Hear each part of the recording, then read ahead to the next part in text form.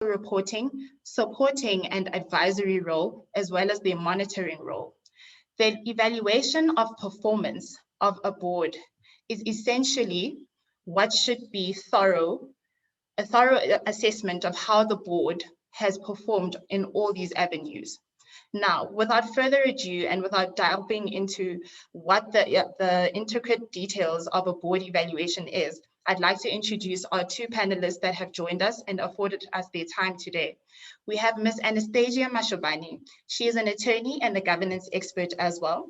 She has throughout her career held various company secretary roles, and she's thus very experienced, and she comes very, very high recommended in these areas. We also have advocate Arthur Maisela, who is an advocate and a governance expert. He has quite an extensive track record of dealing with boards of companies, and as well as in the state-owned entity frame. So now I would like to hand over. I'd like to hand over to our first panelist, Ms. Anastasia Mashobani. Over to you, ma'am. Hello, Kumo, and thank you for the beautiful introduction. And I'd like to thank everybody who is in attendance for taking their time in the evening to join us on this webinar. As Kuma has said, today we'll be discussing about board evaluations. And I think for me, the issue is we need to always consider the effectiveness and the impact that these board evaluations has in the improvement of the performance of boards. So what I will be covering is just to explain a little bit about what are 360 board evaluations, and also how different countries actually deal with this. I'll compare a case study from Mauritius, and then I'll also be talking about the difference between evaluations in the private and the public sector, because I've worked in both those sectors.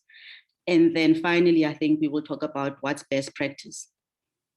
So without further ado, Kumo, will you be showing the slides? Yes, of course. Thank you. Thank you so much.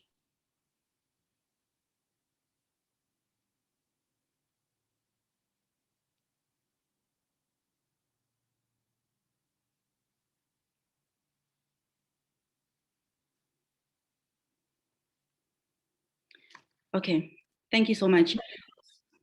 So my introductory slide is about the company that we use for training and mentorship. It's called Mashobani Training and Mentorship Academy. Our motto is Ex Animo, which means from the heart. So we basically train people from the heart to make sure that we can help them to reach their potential. Next slide, please. So our vision is to be a leader in continued professional education and to provide training from the heart to reassure, inspire, and guide our trainees to overcome challenges. Next slide, please. Our mission, I'll just read one thing because I don't want to spend too much time on this. So we stand for unearthing and enhancing talent. We challenge our trainees to also reach the highest potential. And the rest of the value, our mission actually then coincides with our vision. Next slide, please. Our values are to develop individuals who excel in their work environment and contribute to the success of their organizations so that they can also become leaders in their organizations as well as in their endeavors. Next slide, please. Okay, that's just a little bit about myself. Kuma's already done the introduction, and I believe they've shared our bio, so I will not be spending a lot of time on this. Next slide, please. Okay, now we get to the nub of the issues. So 360 board evaluations are actually very critical to the performance of entities, because it gives you an idea of how entities are performing and also helps them to measure themselves against that performance. So I usually refer to Principle 9 of King 4, which states that the governing body should ensure that the evaluation of its own performance and that of its committees, its chair and its individual members support continued improvement in its performance and effectiveness. Because if you do an evaluation, but it does not, have any positive outcome, and also it doesn't assist with improvement in the performance of the board, then, there's basically no reason to actually be doing that board evaluation. I've cited the sources of this at the bottom of every slide. So this comes from the IUDSA. Next slide, please. Okay, so when I looked at, as part of the research, I looked at what are other countries doing. So in Mauritius, they have a forum where they work with PwC. So you'll see what is interesting is with the Mauritian boards, they do self-evaluation. I hope I'm not talking too fast because I've been told I do talk fast. So self-evaluation, is where the appraisal is for the individual director's performance. So that allows each director to reflect on their own individual and corporate responsibilities. And they also reflect on their weaknesses. But then you see here, they say directors can be biased in this process because, they will obviously maybe give themselves 5 out of 5. And they also apply a 90-degree evaluation. This method, they say, is the most basic one. And it includes the independent directors for chairman's evaluation and an external agency. And then it does not provide for any form of self-evaluation. So it's a one-way, like basically top-down approach. Then the other one that they do in Mauritius is 180-degree evaluation. And it's basically one of the simplest ways to evaluate the boards. So you do a self-evaluation using a questionnaire, then the consultant or the appraiser then discusses those responses in a one-on-one meeting, and it's complete when you agree on the contents. So if both parties agree, then that's the end of the assessment. Next slide, please. They also do a 360 board evaluation, which is the same as the one that we do in South Africa. So then the information is derived from several relevant stakeholders within the organization.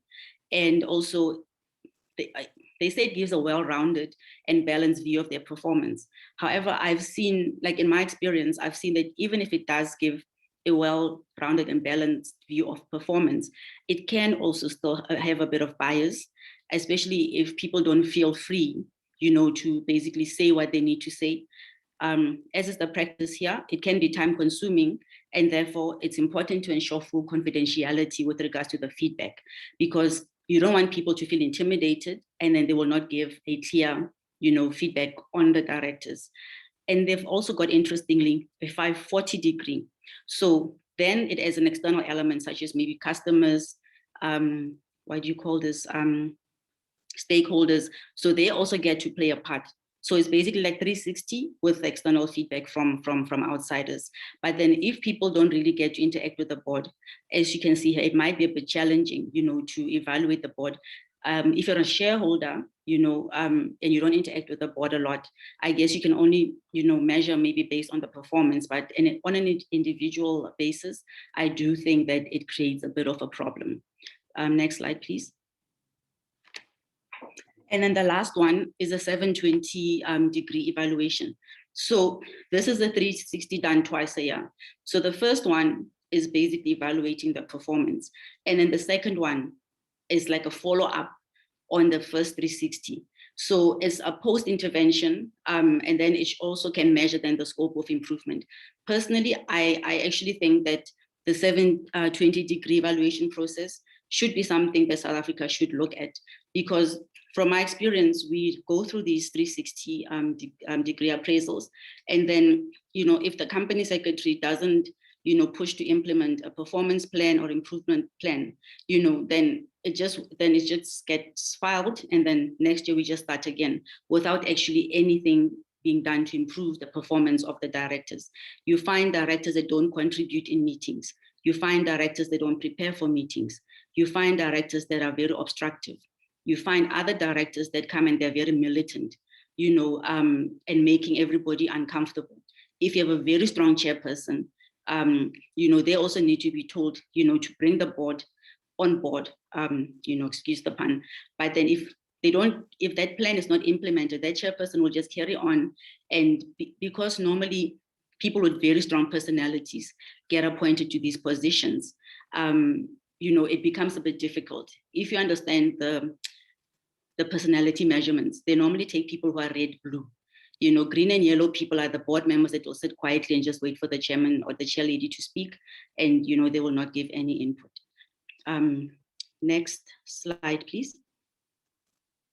So, looking at the benefits of a board evaluation, like I've just said, you can identify key development areas where people don't prepare for meetings, or they don't feel confident enough to actually speak in meetings, or they don't understand, the area in which the company operates.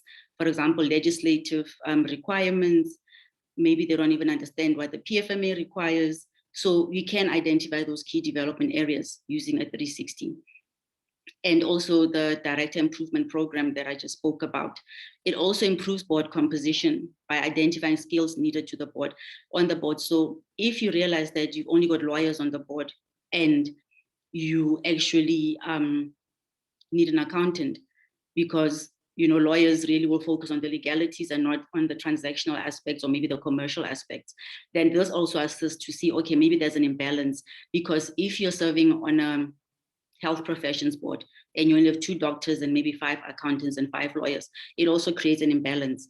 But that also, you can within your board charter write that if a director does not attend so many meetings and they don't perform at a certain level, you can actually remove them and appoint other directors. In the public sector, not so easy, because you need to go via the ministry. In the private sector, the process goes much, much easier. So I think that basically covers that. Can we go to the next slide, please? So in the public sector, we have a protocol on corporate governance. It was written by the Department of Public Enterprises. This is a 2002 guideline.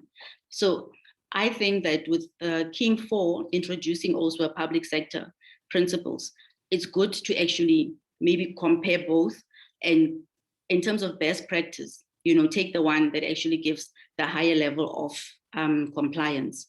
So you'll see also here in the public sector, that code or the protocol rather, also deals with the performance assessments on the of the board. It says the board should on an annual or such regular basis as the circumstances of the SOE determine, review its size, mix of skills, expertise and experience.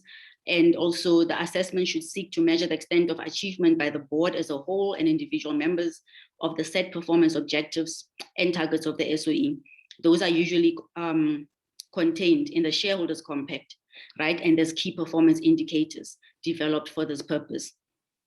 I find that mostly in the public sector, even though there's a shareholders compact, things do change along the way, and it impacts also the deliverables of the board, where they have to now change focus or maybe move with what is being advised to them by the various departments or the ministries.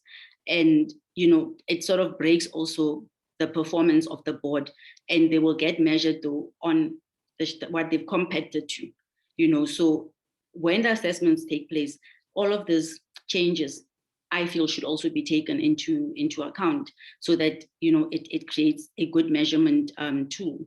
However, from my experience as well, in some cases, these evaluations are done, so that we can have them ready for the AGM, and show that the board members have been evaluated. But what happens thereafter, really, it's something that I think requires improvement. Next slide, please.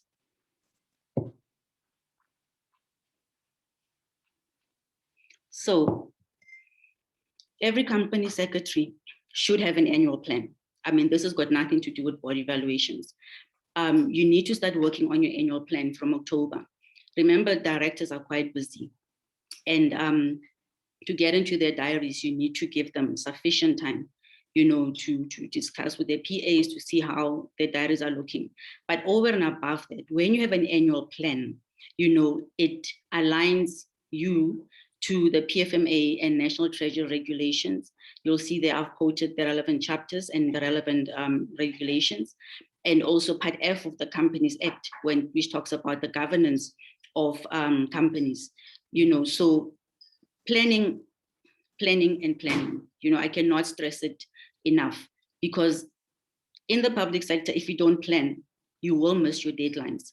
And it really becomes an issue, because you need to go through the tendering process. And the tendering process, depending on the efficiencies that you find within those entities, can take long. So I actually normally, plan, from April to start looking, and just to give yourself enough time, because you cannot look in July for July. So from April, you need to start talking to procurement and seeing what it is, that needs to be done. And with some of the SOEs, that process, you work in conjunction with the Department of Public Enterprises. So you need to give sufficient time for any changes, for any approvals that you need to obtain, but also to make sure that, the procurement process is above board, you get the correct service providers. So next slide, please.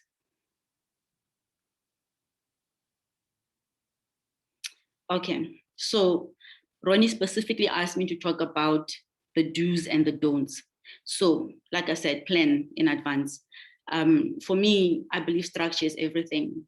When you're in this field, you need to be a good administrator. You need to love admin. You need to love to do those things that other people actually frown upon. So like I'm saying here, you need to also allow 6 to 8 weeks for the process to run, because people must be interviewed, there must be feedback, there might be follow-up discussions. It might be difficult to get into directors' diaries. And then the service provider should also be able to write up the report. And you still need to build in enough time, so that everything should be ready to be presented at the AGM. But there's a whole long process that happens from the date that you start the evaluations up until the date where this report has to be ready.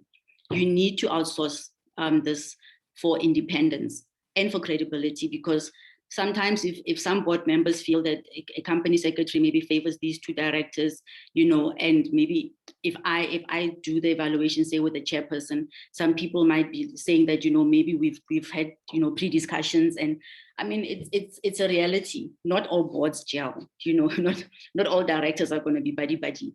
And if you want to make sure that when the report comes out, it is credible, rather outsource it, and maintain your independence as a company secretary, so that the process should have credibility, because you don't want it to be questioned down the line. And I cannot stress enough, use reputable service providers. There are people who claim that they can do these 360 evaluations, but then they basically just take, this questionnaire that you can get, that talks of that just measures the 4 levels. But then you can also get a service provider that does a little bit more than just asking the questions, but can also do a little bit of counseling and understanding of what the issues are, because they will then have to assist the company secretary in terms of a performance plan. Also avoid tick box assessments. There really is no value add. You tick the boxes, and then that report is as good as just getting filed and not being used. So I repeat, in the public sector, plan according to the PFMA and National Treasury regulations, because the guidelines are there. And if you work according to them, then you also assist your board and your other executives in maintaining, compliance. And also ensure that the chairman gives feedback to the directors individually. It shouldn't be in a meeting with everybody. It might be a bit intimidating also. And it just doesn't lend credence to the process.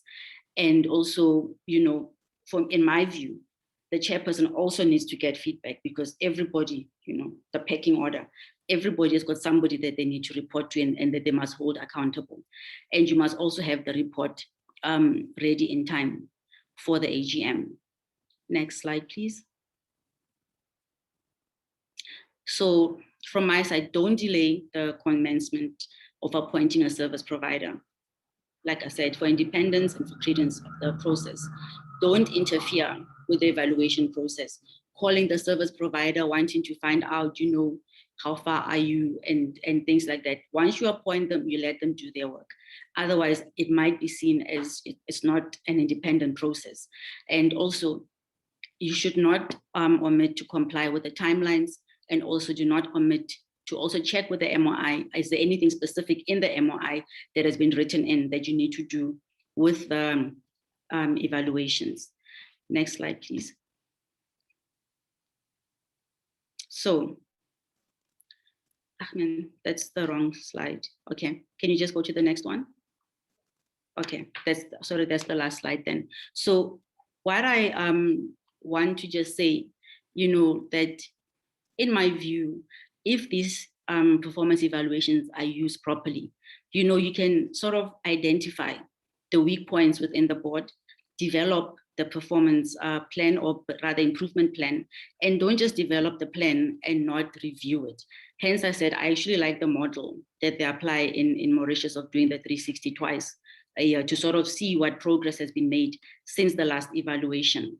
And also, it might also assist in future with the appointment of directors, because if you follow the Zondo Commission, there are some directors, you ask yourself, how did they get there? And also, how did they survive so long if this process was actually legitimate, and that the recommendations were taken and people were free to speak, and there was no fear of intimidation or reprisals? So otherwise, don't do it. Just get the questionnaire, get someone to just get the directors to fill it. But in my view, it will really assist us with getting the right people on the boards, and also making sure that those non-performers are removed from the board so that you can bring performing directors. Yeah, I can talk the whole night about this, so my time is up. But thank you so much, Kumo. I'll hand back to you. Thank you so much, Anastasia, for that insight. It's very, very informative, and it really actually does show that you're quite informed and well experienced. You could really just be a board member yourself. Unfortunately, you, so you apply, but then because you're not in certain circles, you don't get those positions. So I'm quite unfortunate. Thank you so much for that, Anastasia, once again. Thanks, Elaf. I'll hand over to you, Advocate Maisela.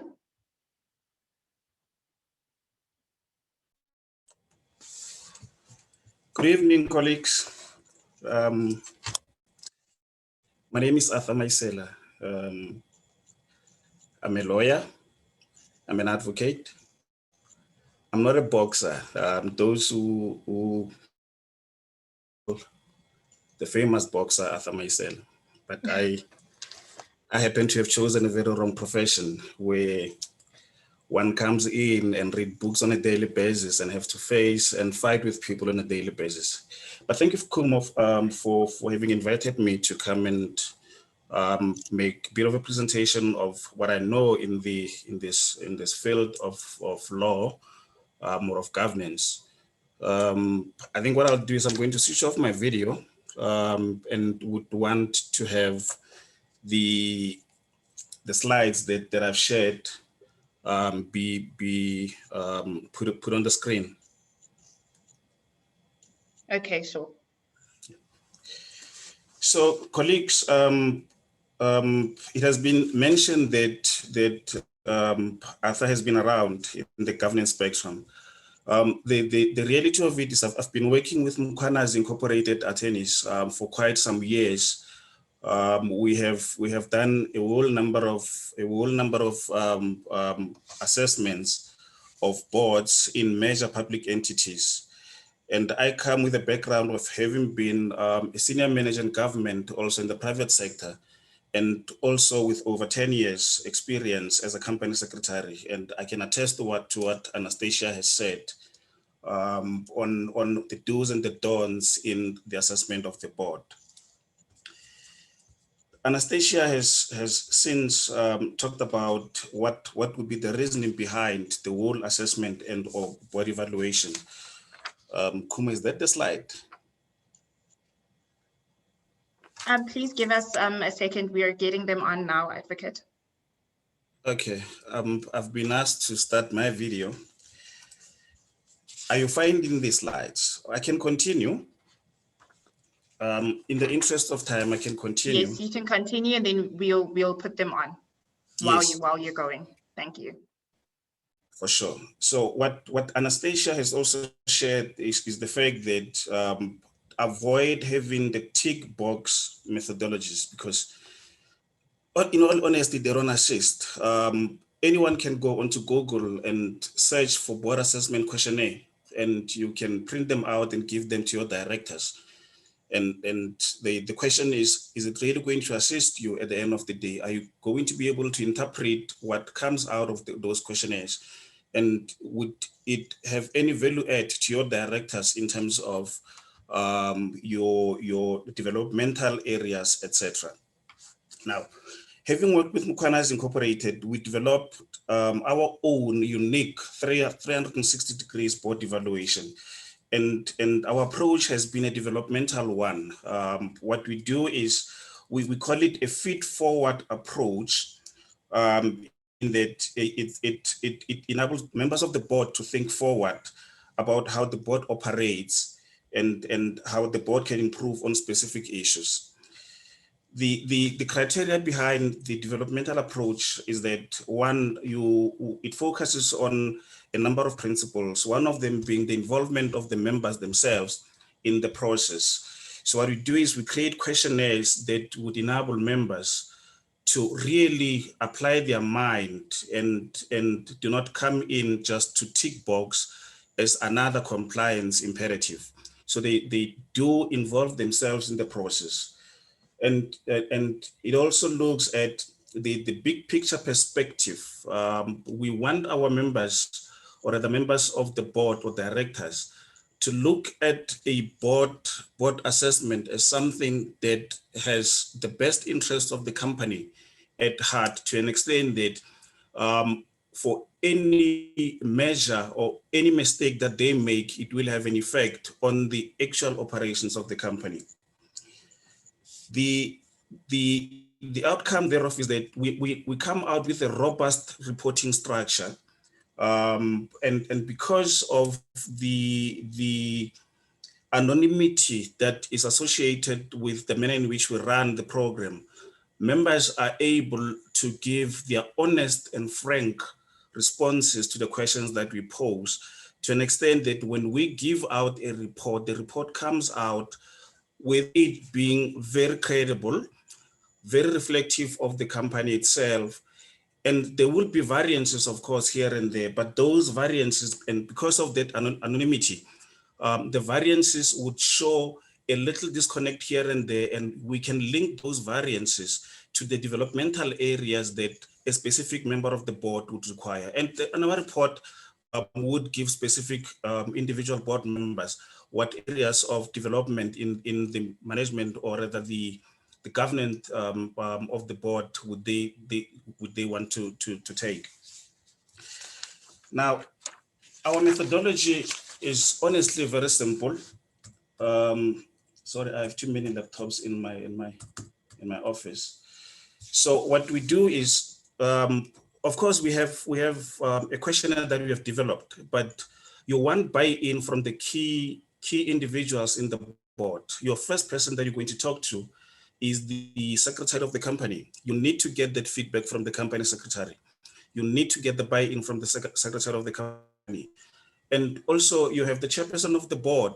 Chairperson of the board is a very important person, because this is the person who drives the agenda and the direction of the board.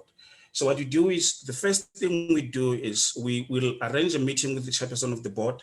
We'll get the CEO in, and we'll get the COSEC in, and we'll discuss the questionnaire. Some of the questions, depending on the nature of the organization, may not be relevant. So what tends to happen is the team would say, look, this may be politically not correct considering the kind of company that we are dealing with.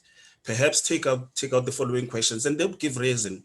And because this is their evaluation, we agree in most instances. Where we do not agree, we give reasons why we would insist on having the questionnaire as it is. But then after that, what we'll do is well,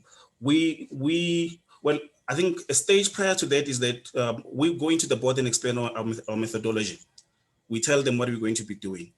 And once the questionnaire has been approved by all the stakeholders, we would send it out to all members of the board. And you'll see on the slide that the 2 days, the meeting, etc., that ties to what Anastasia has mentioned, that allows 6 to 8 weeks for this process to unfold. Now, you send the questionnaires to all board members, but I think I need to mention something else here. If your assessment of the board is going to involve the committees of the board as well, you need to also engage the chairpersons of those specific committees, because they know the intricacies of each and every committee that they chair in terms of the question that you'll be sending out. Now, we send out the questionnaire to all members of the board, and obviously, and this comes with the nature of the job, some of them, you tell them that I'm giving you a week to send your responses to it. Some of them would not necessarily give you the completed questionnaire, but in the process, or in parallel, what we do is we ensure that through the office of the company of the secretary, we arrange individual one-on-ones with the members of the board. Whether they have given us their questionnaire or not, we know what kind of questions we're going to be asking them. And I will share that as we go with the slides. So you sit with members of the board, you assure them that whatever they tell you is confidential. We will never tell who said what. If we believe that something is not that which has to be heard by other people, we're not going to mention it. But after that, if you haven't given us your completed questionnaire, we will insist that you send it to us as soon as possible. But during the one-on-one meeting, we would have obtained your views on specific areas aligned to the King 417 principles. Then we obviously will prepare a report, sit down with the CEO, the chairperson, and the COSEC, and discuss the report. And eventually we will present the report and recommendation to the management, to the board in a set board meeting. The next slide talks to the alignment of our approach to King 4. Colleagues know that King 4 has 17 principles, and your assessment is supposed to give the board that assurance and belief that there will be adherence to the good corporate governance, because that indeed is the priority of the organization which they serve. The next slide talks to what are the specific, the specific, the next one. No, you're too fast. Okay, something is missing, but I'll mention it. So aligning the approach with the 17 principles in King 4, we focus on 7 areas. The first area is board composition, and what we do here is we look at the appropriate balance, the skills, the experience, diversity, succession planning, and look at it and tell is this a right matrix to serve this particular board. The second one is we look at the committees of the board. Do you have the right people sitting in the right committees? Do you not have mismatches in committees? Then we look at the understanding of the responsibilities, the board responsibilities by each individual member. So some of the factors that we look at is the board focused on strategic development and its own monitoring? Does the board understand that risk management is their responsibility, IT governance, compliance, integrated reporting and disclosure? Then the fourth one that we look at is the frequency of board meetings. We all know that King has said that the board should meet at least 4 times in a year, and so does the Companies Act. But you will find dysfunctional companies meeting 17 times in a year. You would find some committees calling committee meetings almost every second week.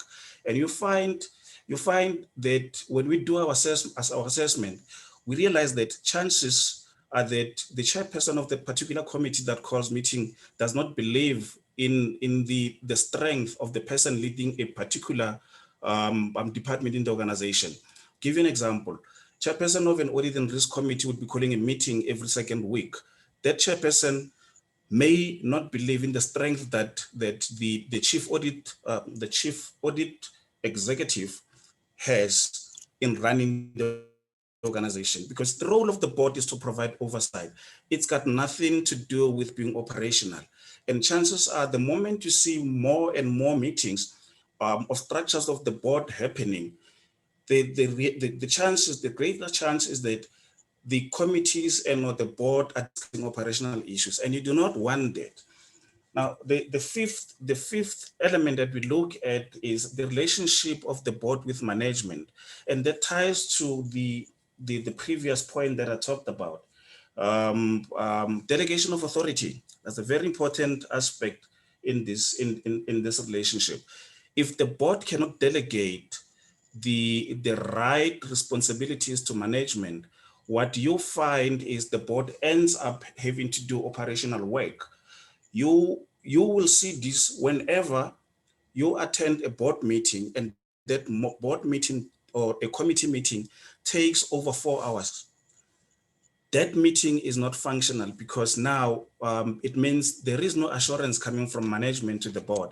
The board wants to go into the system and do what is supposed to be done by management. Now, the sixth element to this is we work with stakeholders, and the relationship between the board and stakeholders is very important. We look into that aspect. For public entities, what we do is we look at, is there a representative of the government department in the board? Is this particular individual has been appointed to represent the interest of the minister and or the department? Is it providing feedback to the government department? Purely for reason that you will come across a situation where you have a shareholder representative in a board of a public entity, but the shareholder knows nothing about what a public entity. The board would take decisions that would want ratification by the shareholder minister. But when a submission is made into the shareholder minister, no one knows about it. But then it also talks to the seniority of the person who the minister appoints into that board. If you're going to appoint someone at deputy director or director level into a board of a major public entity, that person has to go through another bureaucratic system to get to the minister. A decision has been taken by the board of a particular public entity that has to be implemented through the ratification of the minister.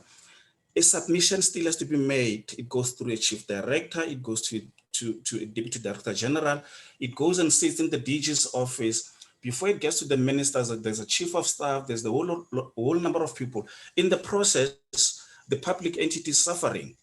There are no specific decisions that are aligned to that board resolution are being taken.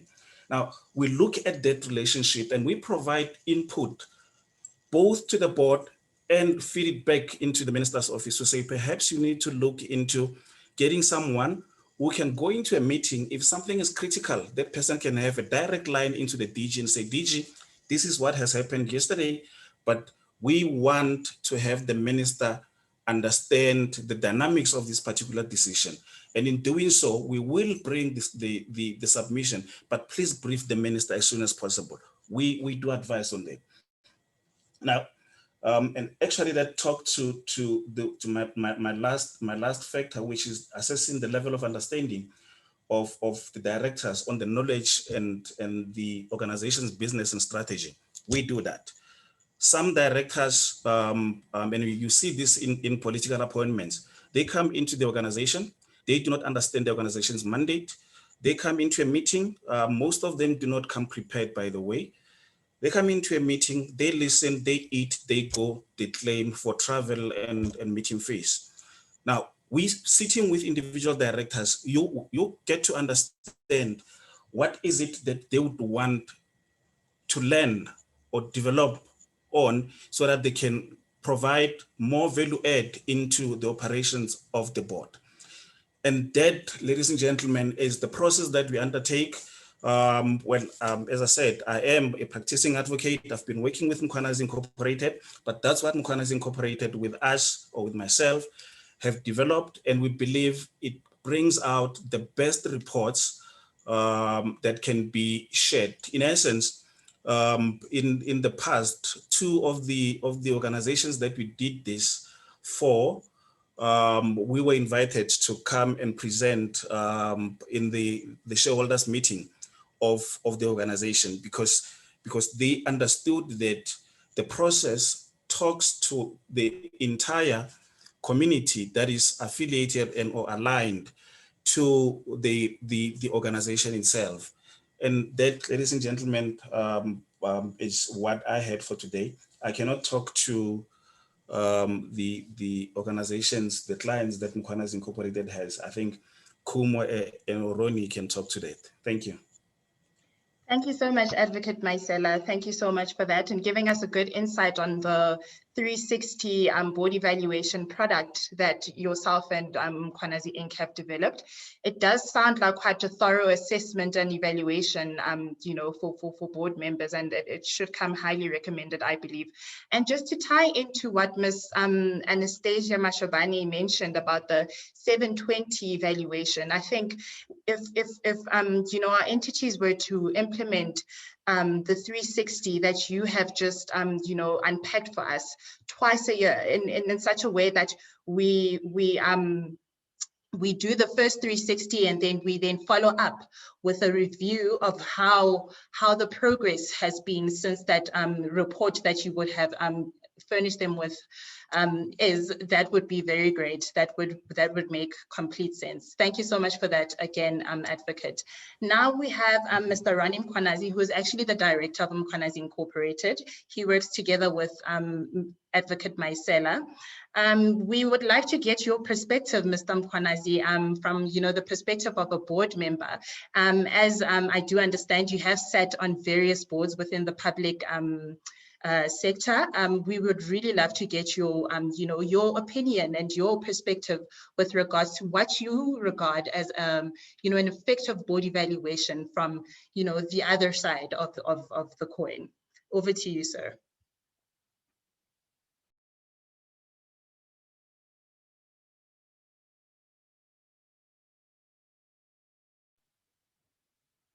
Mr. Mkhwanazi, are you with us?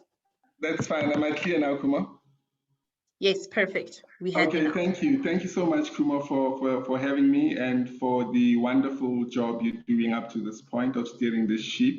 And I'd also like to thank Anastasia and Arthur, who I call corporate governance gurus, for giving us their time. Advocates come very expensive, so we're very blessed to have one who would volunteer his time to be with us here today. Of course, I've sat on very many boards, both in the public and the private sector. And for me, the issue of board evaluation is very important for any organization that takes itself seriously. Arthur and Anastasia has already mentioned a lot of the factors, and I don't want to belabor those points. But I must say, I have this belief. In fact, when you look at the three of us sitting here, that's Arthur, Anastasia, and myself, the way I see, consulting firms aggregating their time, it means we have between us 60 years of experience on corporate governance. And the beauty of it is because I was a board member and, the two of them have a lot of experience as company secretary. So it was only natural that we would get to a point where we, have to create something that is, sustainable and lasting. So, yes, I am a firm believer. I have a quotation actually when it comes to governance. I say that being a board member is like being a coach of a soccer team or any sporting team for that reason. When the team wins, the players are good and the team is good. But when the team loses, the board is, the coach is bad. And that effectively happens with boards of companies as well. When you're a director and the company is doing well, there's no heat on you. But when things go bad, the first question is, where are the directors and what were they doing?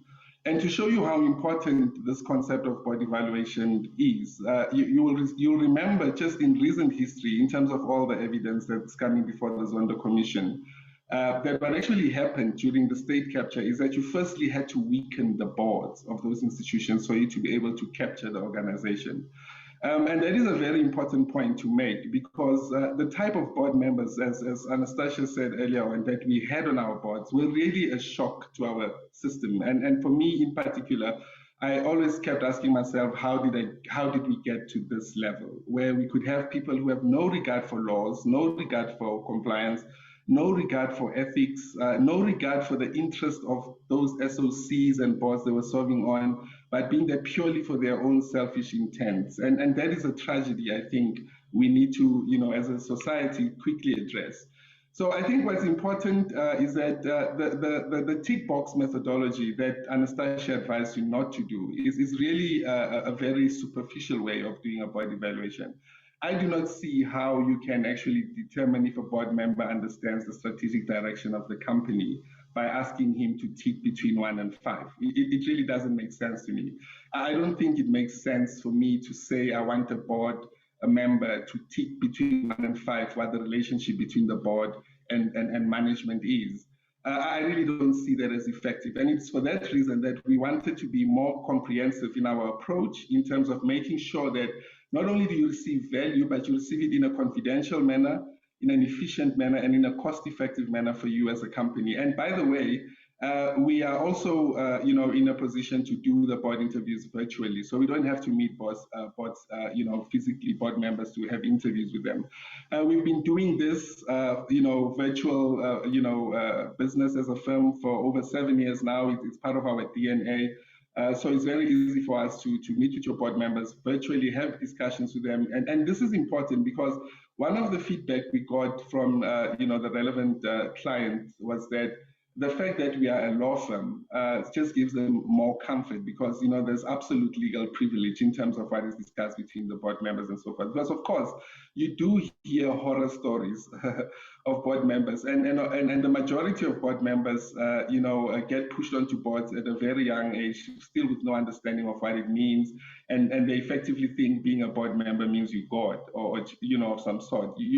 And they forget their responsibility towards the company and to provide that effective leadership. So we are there to help you, and we would like to navigate with company secretaries and say to you, we have created this product. We want to make life easier for you. We're a law firm that has over 20 years expertise in issues of governance, both in the public and private sector.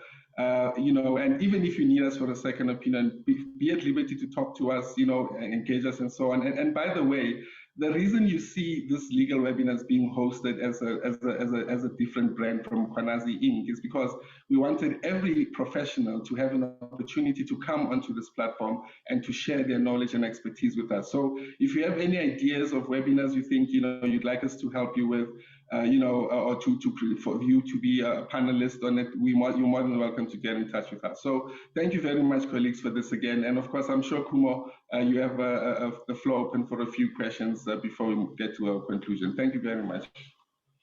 Thank you so much, Mr. Mkwanazi, for sharing that with us.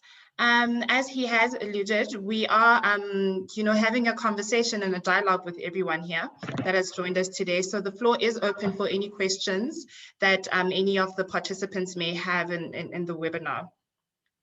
The floor is open. Kuma, please also read the questions in the message box. Né? Those can help you going in the meanwhile whilst people are gathering their thoughts. Thank you. Okay. Okay, I see here a lot of people are actually requesting that we share the slides. That is subject to the panelists' consent. So I will leave that open to Advocate Maisela and Ms. Anastasia Mashabani if they are, open to sharing the slides with the participants. Well, Kuma, I think my slides are your slides, so that is correct. We have a suggestion here from Ms. Lindiwe Msiza, and she's asking if we can host a webinar for NGO boards as well. We will definitely do that, Kumo. Please get in touch with us, Ms. Msiza, and we'll gladly help you. Thank you. Insightful presentation, very informative. Thank you, Mkhwanazi Inc., for facilitating this session. Yeah, I don't think I'm missing anything else. It's quite strange that we don't have any questions from the participants. Feel free to raise your hand, type in the chat box, unmute your mic. Please interact with us. This really wasn't a lecture, but we really are endeavoring to have a conversation with everyone. I think I also want to add something, Kumo, whilst our colleagues are thinking about this, that the point that Arthur touched, especially in the public sector, around the shareholder representative. What we picked up in most of the evaluations we did was that usually the shareholder representatives that sit on those boards are themselves conflicted in terms of the role they have to play on the board, because in the department he's an official, and when it comes to the board he's a director, who has fiduciary duties towards the company and not the shareholder necessarily. So when he leaves the board with the mandate to go and engage the shareholder and he gets to the department, suddenly his head switches again. Now he has to be an official, which means he must follow all the protocols within the organization, and hence most of the time the shareholders in the state-owned enterprises end up not getting, real life information. And we've recommended in some instances that it's important that we have very senior officials from perhaps the ministry, or even if it's from the department, but very senior officials who can have direct access to the shareholder if they have to relay or narrate a story, to the shareholder, or we require the shareholder's intervention. And I'm thinking that, with all the events happening at the Zondo Commission, I'm glad that, we've seen recently with the Dudumieni matter, that the courts have now also come into play in terms of, the directorship.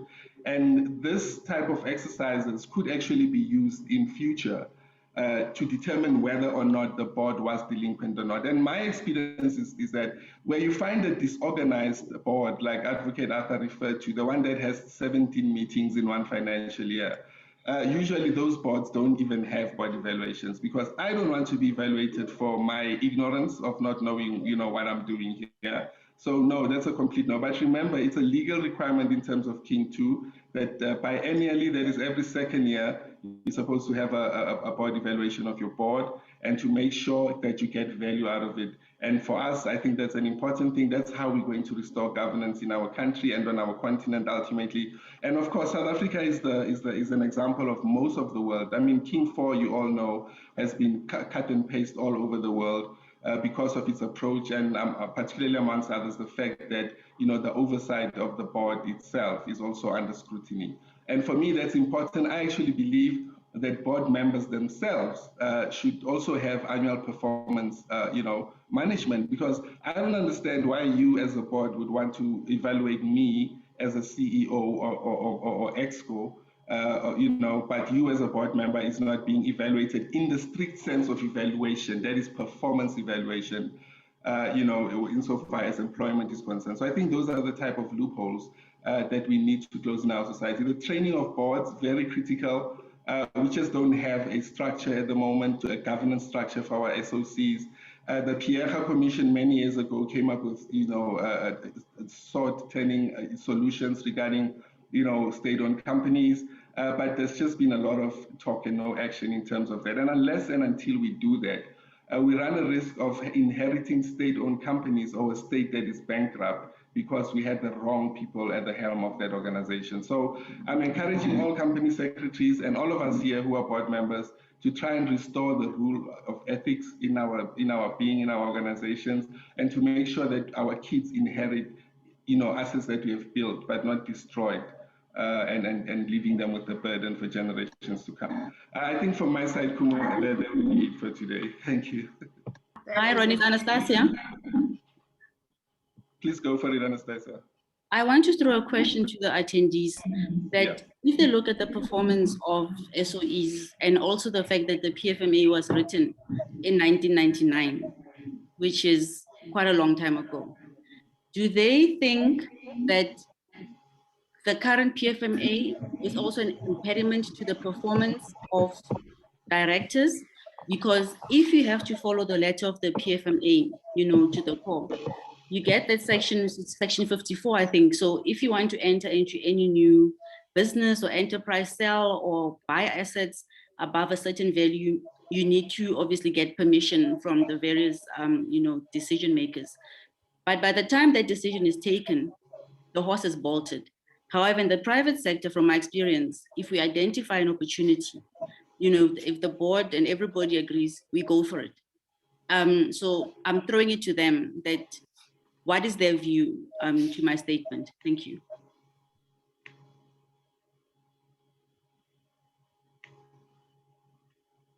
All right, I think the participants are muted at this point. I'm not too sure if they'd want to interact verbally or make use of the chat box that we have open.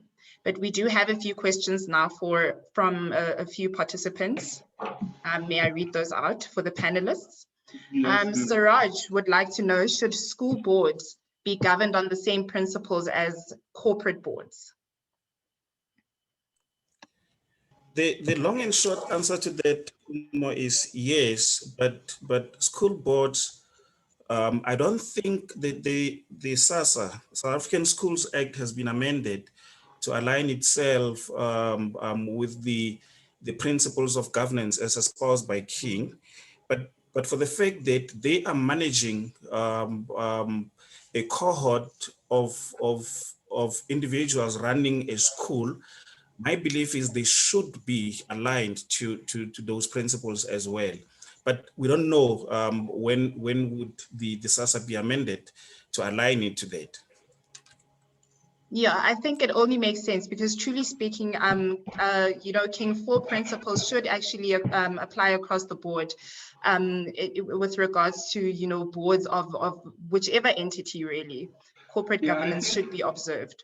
Yeah, if I can add, Kumo, I think maybe the appreciation I have from the question is that perhaps the colleague is trying to establish if whether, the scale and level of compliance should be the same. And my answer would be, if you recall why we had King 4. King 4 came out because many people thought that King 3 does not apply to public sector because of the language and structure of King 3, which spoke mostly about corporates and boards and so on. So King 4 was basically created so that it becomes applicable to any form of organization that has been incorporated or even informally, if they do decide to adopt the King 4 principles. Because remember, that's an important consideration. That even though those principles do apply to you, I've seen that some boards prefer to officially adopt them as a government's framework for the organization. But of course, depending on the size of the organization itself, you would then decide, for example, what type of committees are important for the organization. So you have your statutory committees, your HR REMCO, your ARC, Audit and Risk Committee, and then of course some other committees which can be ad hoc, depending on the industry and the size and magnitude of the organization. So for a school governing body, I can almost imagine that you could have, for example, an audit committee, you're supposed to have that, but most departments I've seen who have SOCs or even municipal entities and provincial ones would have a shareholder unit where there would be, the auditors would be there as well, and they would just represent, along those departments instead of having a specific shareholder committee for that specific board. I'm talking now at the SGB level. So the SGB must then decide that we are going to have a basic application of King 4 principles and not necessarily have 15 committees because we're a school governing body and we're not like, say, a Transnet or a Standard Bank in terms of our board's magnitude and so on. So yes, the principles apply, but make sure you customize them to your organization, because if you don't customize them, then you run the risk of just having, becoming what I call compliance junkies, where your only concern is to comply and not get, an adverse audit, and you miss sort of the important part of what you're doing. So I just wanted to add that yes, it is, but it must be scaled according to the level at which that organization is. Thank you, Kumo. Okay, Zanele Ma would like to know, the role players in the board are usually a small circle of people, and it is always easy to figure out who may have divulged certain information. How do you present that information whilst protecting the identity of the person?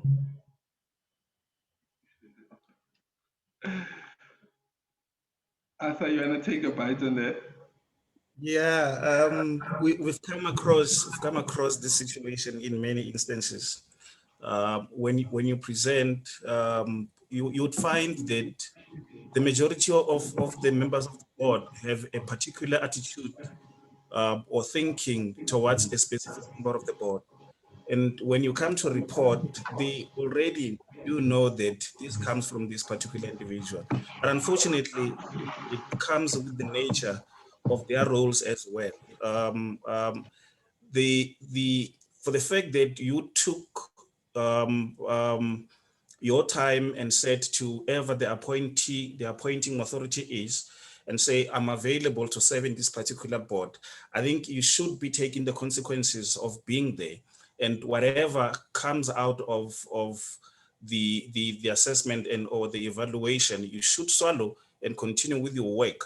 The best that you can do sitting in a board and it is reflective negatively on you, is that you absorb that and you improve yourself so as to serve that board diligently.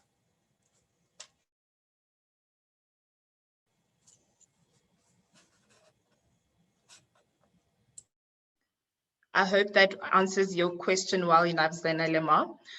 We actually have a couple of questions in the chat box. I'll move on to the next one.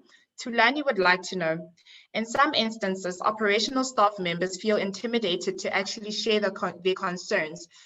But truth of the matter is they think board members or councils make decisions which become strenuous for them to perform their tasks, especially when they have to answer to clients. Let me just scroll down. What? Oh, sorry. Okay, I'm having issues here. Okay, what could be the role of the board to ensure the safety or comfortable environment of staff members in the environment to express themselves without fear? In higher education,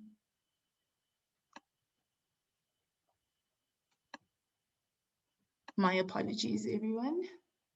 I think whilst you're looking out for that one, Kumo, I can simply say this regarding the action without fear, right? So when you have a board that provides direction and oversight, you also obviously then have management. And most of the time in the SOC environment, especially, you have conflict between these two bodies. And if you think about what it is, it's actually a contestation for power and of course resources. And by the way, colleagues, I also don't want to miss this point by saying that do not think that the public sector boards are the only ones that have this type of ills. The ills relating to boards are universal. I agree. Yes, the universal. You guys may have seen, for example, that when it comes to the current COVID-19 crisis we have, that there's been corruption on PPE procurement in 80% of the world. so it tells you that the issues are truly universal. And I remember one time, attending an international session at the International Bar Association, where we were picking up on questions on what's happening in the different jurisdictions. It became clear that the governance issues are a universal problem. Now, if you have an environment of fear in a board, for example, I've sat on a board like that where the CEO even instructed the staff not to talk to board members. So you can imagine how awkward that is, because we would be at events and the staff members would be walking far away from us, because if not, they're going to be bullied by the CEO as being a person of the board, and so on and so forth. In some cases, for example, I've sat on a board where the board was taking a resolution to sue the shareholder because the shareholder was just not providing sufficient oversight and direction and was deemed to be interfering in the affairs of the board. And yet, as a board member, I'm sitting there appointed by the shareholder, and now I must take the shareholder to court. From a principal point of view, it just creates a lot of contradictions. And I remember my conclusion in that situation was to say that, I've been appointed by the shareholder. If I'm unhappy with the conduct of the shareholder and how the shareholder is treating us, then maybe my role, if my fighting and everything doesn't bear any fruit, is for me to then step down and say to the shareholder, maybe you need to put in people there who would align with you. That's easy for a board member. But if you're an employee and you're in a situation where the board itself is not helpful in terms of this environment of fear and intimidation, then it's a very difficult situation, because the ExCo can't work with that. If you don't have systems in place, for example, communication protocols between board and shareholder, very important. Otherwise, as a CEO, you walk into your office in a company and you see the chairperson of the board having coffee with one of your junior managers without you knowing what they're even discussing and so on. So I would say that if that environment is perpetuated by the board, then obviously the next level you can go to deal with the issue is at the shareholder level. I would believe that there are whistleblowing policies and frameworks in place. Unfortunately, most of the time they're being trampled on. But if things are really that bad, I think it's time that you consider your other options in terms of other institutions that have been created to deal with this kind of issues, insofar as they're capable of dealing with them. The various ombudsmen of the industries, and so forth. But like I said, it depends purely on the level of toxicity that exists within the environment in the organization. Ronnie, can I just add as well that there is also legislation that people can turn to, like the Protected Disclosures Act, that actually specifically then protects whistleblowers. However, I mean, I'm reading all of these questions that are coming, and I'm realizing we should actually have had a little bit more time so that we can attend, to all the questions. However, from my assessment, I see that most people are grappling with, that very toxic environment, and also, iron-fisted behavior. I sit as a board member as well, and I try and make sure that, we maintain decorum and focus on the issues. However, and also, this is not just criticism to the public sector, even in the private sector, these issues do arise. It's just a pity because people mostly tend to focus on the public sector as if there are no problems in the private sector. They have they have the privilege of being able to deal with their issues silently. For example, the Steinhoffs of the world, where issues will only come out when it's really a big problem. So, there should be, I think, a measure of also training directors in terms of their duties, but making sure that you've got the correct skill mix, and people who actually understand what they are there for. However, when you get directors that are sent to these boards, or rather deployed to the boards, they come and then they maybe serve, one interest at the expense of the company. I mean, truth be told, many SOEs would probably be, much better off if the focus was to run them as actual companies, which is what they are. So, I can see the frustration of most of the people here in the webinars, but, there is legislation that deals with that. And also the shareholder is not somebody that you can just walk up to and find. You can write to them and anonymously, and they'll try and investigate. However, it's more a cultural thing that we need to deal with in South Africa. That's basically my input. Thank you. I have an input, a final input on it, Kumo, and I think this talks to the roles that specific individuals in the company undertake. You see, Diagnostic once told me that the what do you call it? The strength of your delegations of authority determine what kind of attitude and decision making you'll get from the board. There are three key figures that can make sure that the board does not interfere with what management ought to do. Supports the board, and board takes decision for and in the interest of the company. And those positions are the CFO, the CEO, and the company secretary. In the past, we've had the so-called juniorization of the company secretary. If your company secretary cannot address members of the board talking to not for the board, then if your CEO cannot topic the board should be engaging, you're going to have a runaway board. If your CFO cannot provide the correct financial information to the board for the board to make decisions, decisions, you're going to have the same problem. But if you define your delegations of authority in such a manner that the board knows that this is where we operate, management knows that this is where we operate, then you won't have a problem where there is intimidation, a problem where decisions that are taken by the board defeats the purpose for which management is trying to achieve. That's just it. Thanks for that, Advocate Maisela. I'm not too sure if the panelists are still open for more questions, considering the time. If you are open to continuing, then we can go through all the questions that the panelists have asked. Yeah, I think, Kumo, in the interest of our colleagues, we can push it for another 8 minutes until 20:30. So yeah, maybe another 8 more minutes, because I see by the fact that 20 minutes later, we still have a lot of people on the group that clearly the issues are hot here. And thank you very much for that. So let's maybe take a few more questions up until 2030. All right, sure. Lindu Msiza says, will we ever live to experience a time where public service board members are not appointed due to their political affiliation or nepotism, but skills, experience, and value add to the strategy and growth of the organization? As legal entities, do you have a plan to remedy this?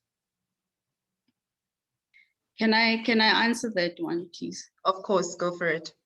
At the end of my presentation, I actually said it tongue in cheek that I have applied for board positions, like, you know, the ones that they will issue on a Sunday paper. And then when you go in and like a few months later, you look at, you know, the appointments that were made and you look at the skill set, it leaves a lot to be questioned. I don't think the legal is something only for the legal fraternity to do something about. As I said, it is really a mindset shift in South Africa that needs to happen, that you need to put people based on competence. Then you will see actually, you know, the public sector excelling. In the private sector, you know, they place people based on the experience. You know, you cannot put somebody on a board, you know, that has not actually maybe worked for a few years or, you know, has done something in relation to that board that they want to sit on. You know, and I'm not saying that there's no space for people who are inexperienced. However, if you're running a company that you want to be successful, the more the experience, the better. And rotating the same directors from company to company, it does not help, because, I mean, I've just received the board pack for next week. It's a lot to go through. If I sit on 6 or 7 of those boards, when will I get time to actually apply myself? And that is when people don't realize that they are not covered by the business judgment rule, because if you don't read and you just say yes so that you can just get it over and done with and claim your fee, it takes you nowhere. So my general comment is we really need to look at how these appointments are made. You know, I'm currently like mostly, you know, looking in the private sector, because you know, I don't have time to fill in those forms every time, get nominated, and you don't even get an acknowledgement of receipt. There really is a fundamental problem. You know, the fact that people like Ronnie and Arthur and myself, who got 60 years experience, are not saying, you know, we're sitting on JSE listed boards, you know, we're deciding 3 billion rand deals, but look at the knowledge that we have. You know, like there's a level of unfairness, but then we create your own reality. You're not going to sit and blame government. But like I said, who also knows how directors get appointed in the private sector? I've never seen an advert, Ronnie, Arthur. I don't know if you've seen an advert. So that's also a mystery. It's like the proverbial unicorn, you know, who appoints those directors in the private sector? So let's not only point to the public sector. Yes, there's a lot of changes that need to be done there, but it's a balance also. So that's my answer. In fact, I have it on record from some of the company secretaries in the big corporates that mainly what happens in corporate boards is that it's almost like an old boys club. And if you look at the boards, you start realizing that it's almost always the same people that are rotating within those corporate boards at that level. So there clearly is no, I don't think talent is maybe being a board member is not a job, I suppose, and maybe that's why talent doesn't count there. I guess it's a relational issue. If I come in and I'm a shareholder and I like Advocate Arthur, not because Advocate Arthur knows governance, but because I know he can push my agenda within the organization, then that's just what it is. If you recall, colleagues, that in the presidential review on state-owned enterprises, popularly known as the Piecha Commission, what the commission actually recommended was that the state needs to set up what we call a shareholder unit, which would provide oversight on all state-owned companies, right?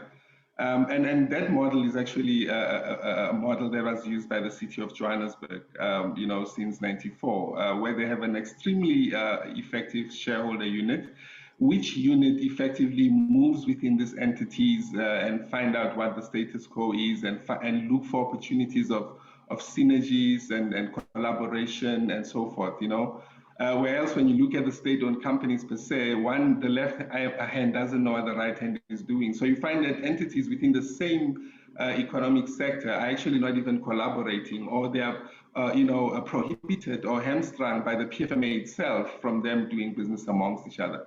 If I can give you an example now, one of the biggest challenges we have with the PFMA, as Anastasia was alluding to earlier, is that it's very difficult for a state-owned company to do cross-border transactions, on the African continent. And this is because of the PFMA and how the legislation is crafted. So how is South Africa going to take advantage of the Africa Continental Free Trade Agreement if we are unable to move as state-owned companies into neighboring countries and making sure that we benefit from this agreement? So those are just some of the hamstrings that we currently have, from a legislative point of view. So yes, sorry, Kuma, I'd like to leave it there. I see we left with about 2 minutes now before the end, so maybe we can take a last round and then we close it. Okay, I'll just sift through the rest of the questions that we have here. Kerry, I think Ms. Mashobani has already answered your question in the chat box regarding whether there are any courses that we offer. And then Karabo Moluabi would like to know, is conflict of interest not an impediment, especially for the SOCs, given that some of them, the directors are cadres of ruling parties, and they may be going into the board of directors meeting with an intention to protect the ruling party and not necessarily to serve the board?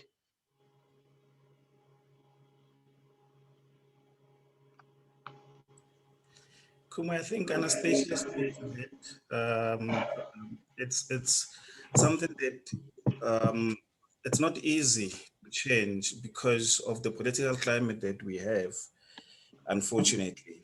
There is conflict of interest. We can write beautiful theses about conflict of interest. We can have the best policies, but the reality is politics will always impede into what has to be done, purely because politics has a specific direction. They are not necessarily looking at the best interest of the organization. They're looking, and in most instances, they're looking into feeding their own pockets. And because they have the power, they will continue to do that which they want to do.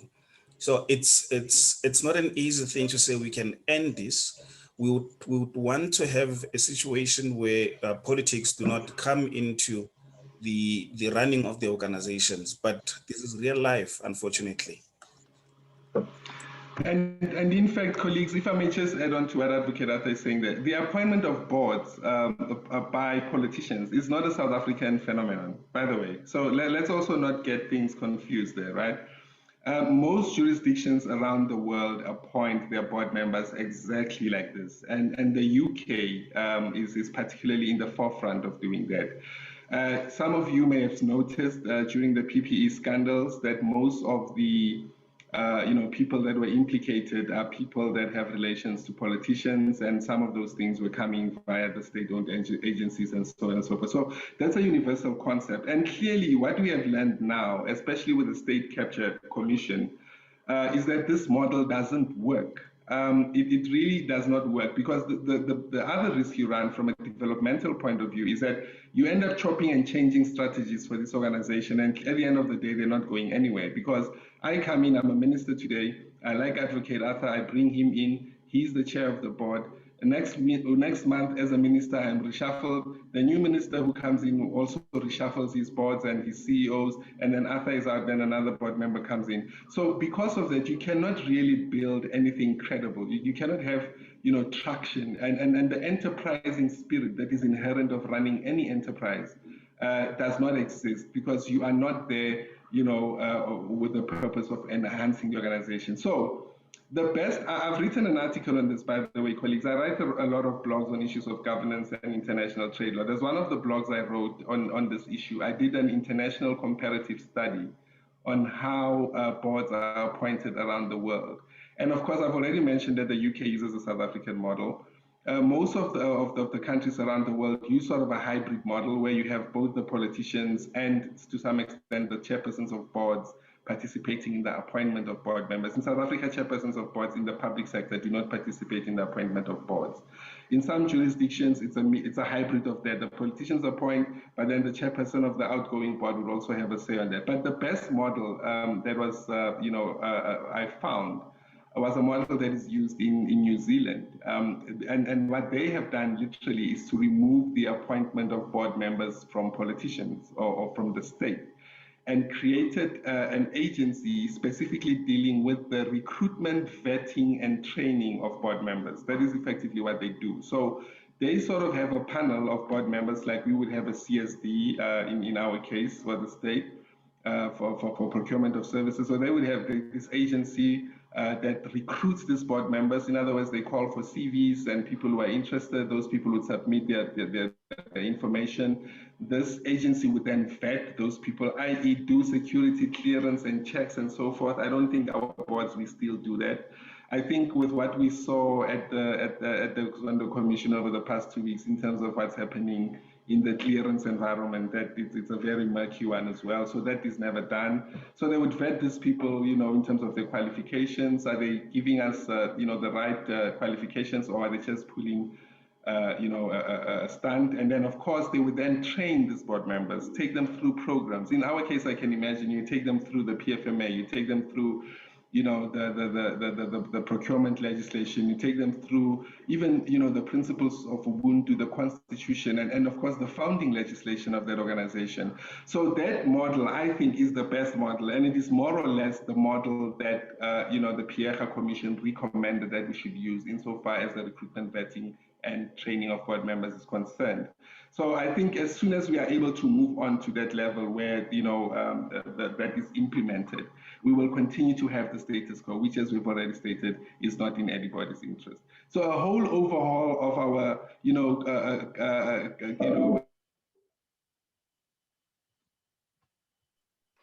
It appears we lost Mr. Mkhwanazi. Yeah, we definitely have lost him.